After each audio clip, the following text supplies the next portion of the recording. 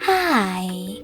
In front of me is OPPO Find X3 Neo, and today I would like to show you how you can change font style.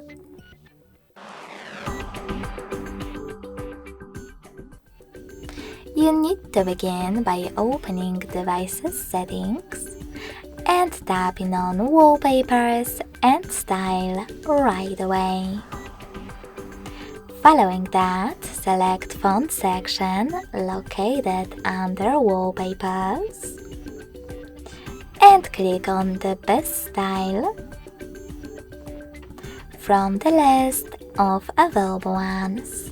You can check out preview above. When you find the perfect one for you, tap on it and hit apply to save it.